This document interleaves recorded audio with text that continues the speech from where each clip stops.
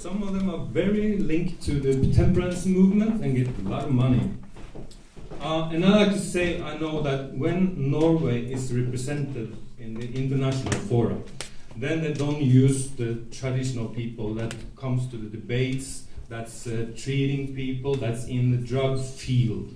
They go to the temperance movement, the people that we on the drug field never see, never speak to, never speak with, argue with a couple of times a year. But those are the guys that's sent to represent the NGOs in Norway, and that is so totally wrong.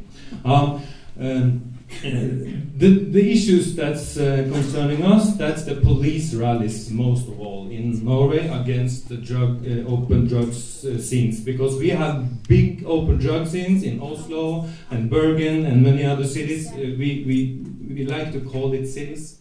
Norway has 4 million people, so 4.5 million people. We are a little European city, but we have what we call different cities and open drug scenes, and we have all this time these police rallies against this environment. And we know, if we look back to the 1800s, 1890s, 1880s, 1900s, then there were other people who lived just that way. They stood where no other people wanted to go, where there were less other people, and they were drinking alcohol, because we had laws against using alcohol, we had laws against using too much alcohol, so we sent them to prison and to working camps and labor camps. And therefore, alcohol users, people with problem with alcohol, they were standing out there and they were considered so dangerous. Everyone knew, don't let those people who uses alcohol get near to children. And we know who says that today. The alcohol users are saying that about the drug users. Keep them away from the children. You know, to repress someone, you need to use the health authorities and the child authorities and the police, and they really are. And since we try, eventually we treat people with alcohol problems like people. So now they are living normal lives. They have work, they have family, and they can every time, all the time, they can get help. Still, it's a problem because it's the worst narcotic drug in the world, alcohol. But even though they have decent lives, but after that we started to criminalize drug users, you know. And just 2-3 years after that, there was a big environment outside the castle in Oslo, bigger and bigger, and they were singing about peace, eating food, and smoking hash. So we went on them with violence and this and that, and we put them into jail for longer and longer and longer and longer sentences. And this has been the road of shame from the castle and down our parade street in Main Street in Oslo and down to the Oslo, the train station. And that's where it is now. And even though we have used these repressive measures all the time, we have taken up to as murder rate. If you get caught for drugs, you can be put into jail for 21 years, just like murder. And even though they have never got this environment smaller, or even 200 meters from that street.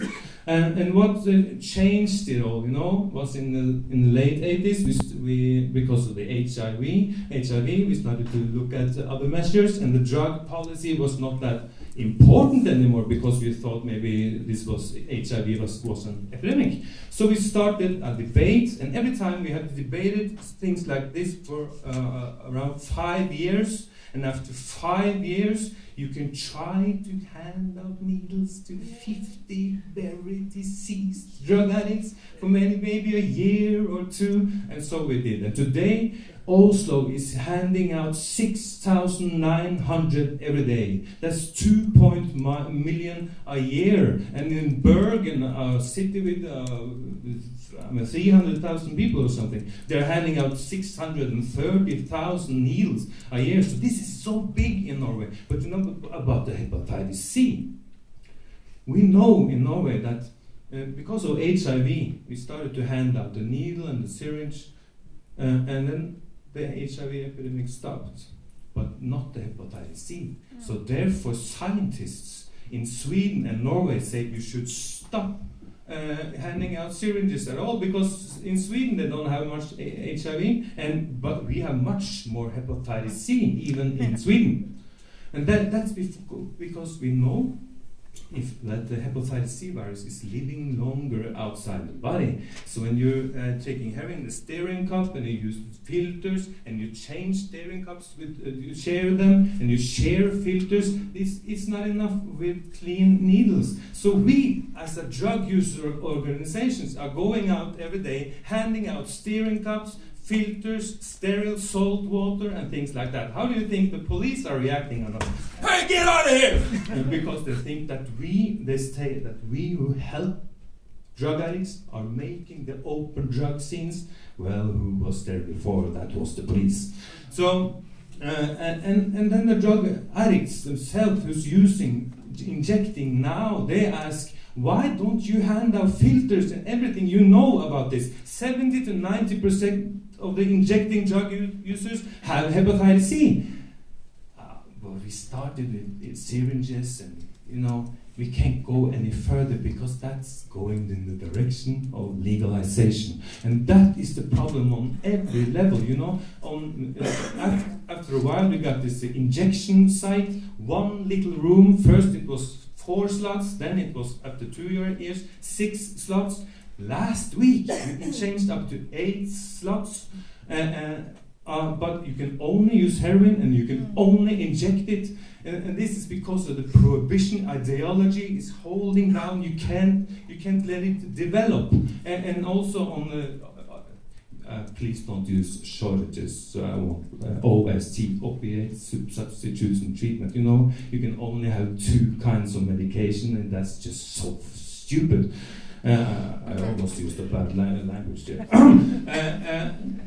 But I think in Norway now, even though we have this long border to Sweden, I think we are in a developing process now, because OST is a high threshold, but it's popular. Everyone knows this saves lives. Injection site, we are discussing now from the government level that we should open up so they can also smoke heroin inside there. I think we made the change, because there has been a lot of people going in front of us, but in 2008 we just went down and we brought the whole open drug society scene, people in that scene, in that environment, together with us, and we rallied up the main street and up to the parliament, and since then we've been doing it every year, and we were invited into the parliament, so the heavy drug users, injecting drug users, are standing there for 2 hours in the parliament, and there's party leaders and everything, and since then they started from the government level to say, now we have to consider handing out heroin, and the scientists looked at it and said no, but now it's acceptable to suggest such a thing. And now this year we are starting a 5-year national strategy against overdoses, and I think that is very important, because we always have this, the goal is a drug-free society. The goal is making people stop using drugs at all. The goal is abstinence. But now for 5 years we have to work, and we are involved in the process and everything with life-saving as a goal.